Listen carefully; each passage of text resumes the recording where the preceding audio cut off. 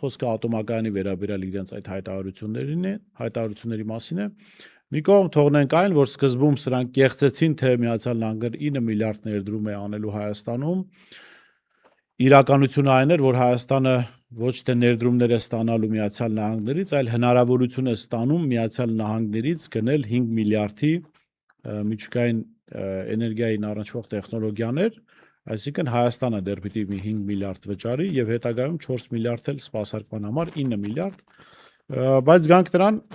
կոնկրետ 5 միլիարդի մասով իրենք խոսում են մոդուլային ատոմակայանների մասին, այստեղ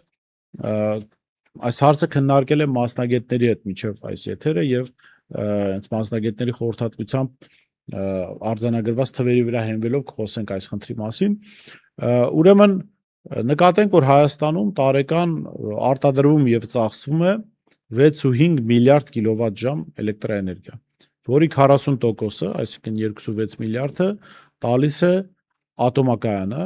Խորհրդային Միության տարիներին կառուցված, Խորհրդային Միության կողմից ժառանգություն թողնված ատոմակայանը, եւ դիցուք եթե փոխվում է կամ նոր ատոմակայան է բերվում, այսպես ասած մոդուլային ատոմակայան է բերվում, այդ մոդուլային ատոմակայանը, որպեսզի էներգետիկ համակարգում խնդիրներ չառաջանան, առնվազն պետք է այս ատոմակայանի փոխարինողը լինի, այսինքն ինքն էլ 40% էլեկտրաէներգիա մեր տնտեսության համար անհրաժեշտ արտադրի, որպեսզի էներգոհամակարգը լրջագույն խնդիրներ չունենա։